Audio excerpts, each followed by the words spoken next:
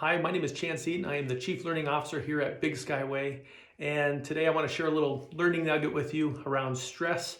I know these are tough times. A lot of things going on socially, politically, economically. In COVID, it's tough. And I think this is a great time where we need to be talking about how do we develop self-resilience, internal energy management. So this is something I've been using since 2009, the technique I'm going to share with you. We use it with our clients, we use it with friends and family. It's just something to help us get back on track and stay whole and stay coherent. And so it's called Heart Math. Heart Math. You can go to heartmath.com and heartmath.org to check more about them. And it falls in that mindfulness camp, but it's just, it functions a little bit differently. So I want to share the technique with you first, and then talk a little bit about what's happening behind the scenes in just a very short amount of time. So the technique goes something like this, and it's called the Quick Coherence Technique. This is open source from Heart Math. They've got a lot of different techniques, and we teach those different techniques when we do training, but this is one we can share with you, Quick Coherence Technique. And it's got 3 very easy steps. And the first involves heart-focused breathing. And so the first thing we're going to do is envision as if we're breathing from the heart space, okay? Not the head. I need to get out of my head, right? I need to focus down here. So I'm going to let my awareness drop down into this area, my heart space. And it gets me out of my mind chatter, my monkey mind. My mind is trying to solve problems. It's trying to keep me safe. It's trying to protect and maintain my self-identity. And so there's so much chatter there. By dropping my awareness down, it's going to get me into a different kind of mindful state. And then the second thing I'm going to do is breathe a little slower and deeper than usual, right? Breath is very common in most meditation work. And so the suggestion is 5-second inhale and a 5-second exhale, okay? Now that's slower than you're used to doing, I'm sure of that. And so this is heart-focused breathing. The first step is focus your attention here, breathe from this space. And a lot of people start by putting their hand here just to help with that awareness. And then 2, slower and deeper breath than usual. The third part is the kicker, and it's eliciting a positive, renewing emotion. I know that sounds simple, and I'll show you why that's so important. Kindness, feeling appreciation, feeling ease, feeling courage or dignity or honor. Any kind of renewing emotion is the hard part to this. This is what really changes the system. So heart-focused breathing, so shifting our awareness down to here, slower and deeper breath than usual, and then feeling a sense of appreciation or renewing emotion, okay? So here's what's happening in the background when you're in that state. They call this psychophysiological coherence, okay? So what we can do is we can track time on the x-axis and beats per minute on the y-axis and look at heart rate. And if we plot that heart rate and turn it into beats per minute, we get something called heart rhythm, okay?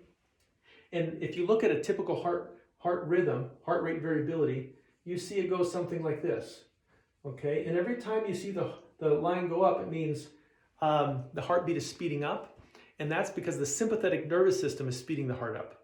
And every time you see movement down, that's the parasympathetic nervous, that rest and digest part of the autonomic nervous system, slowing the heartbeat down.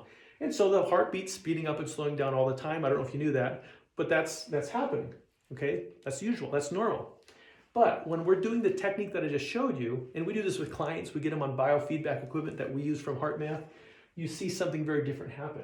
You see that the heart rate variability has more of a coherent signature, okay? It's starting to form a sine wave, okay? So the heartbeat's speeding up, so that means the sympathetic nervous is speeding it up and the parasympathetic, but we have this nice balance between the sympathetic and the parasympathetic. And when you're in this state, it's very easy to get into, all these cool things start happening, and I can barely explain them all to you right now, but we start to synchronize. So our alpha brain waves, our blood pulse transit time, our respiration all start to get into sync with each other. We release more DHEA, the biochemistry, right? That's the anti-aging hormone is being released. We release less cortisol, more immune fighting antibodies. We have faster reaction times, and you just feel better. And there's a whole host of benefits from doing this very simple technique. So I think that's cool. But here's the coolest thing is you can use it in real time.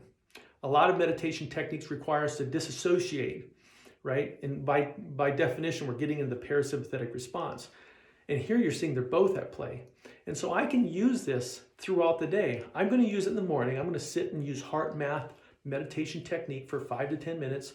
I'm going to use in the evening. But during the day, when I have to go into that tough meeting, or I have to have a tough conversation with someone, or I'm sitting with a client and I'm coaching, I'm using this to help keep me more coherent, or I hear some bad news, or I'm overwhelmed. This is a big thing that happens to me a lot, is I get overwhelmed from work. I'll just step away for 1 minute, get into this state, heart-focused breathing and feeling renewing emotions, and it just changes my whole tone.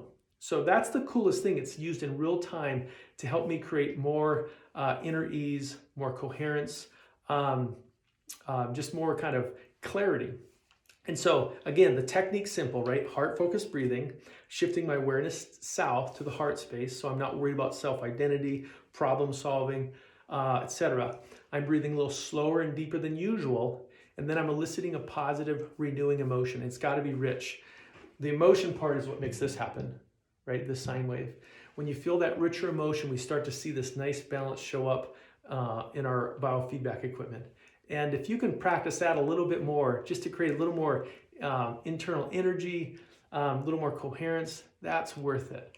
And so if you want to learn more about our stuff, go to bigskyway.biz, bigskyway.biz. If you want to learn more about heart math, which is something we spend a lot of time with our clients on, you can also go out to heartmath.com and heartmath.org to check out the research and the products. So have a great day and give yourself permission to take care of yourself a little bit during these very chaotic times. Take care.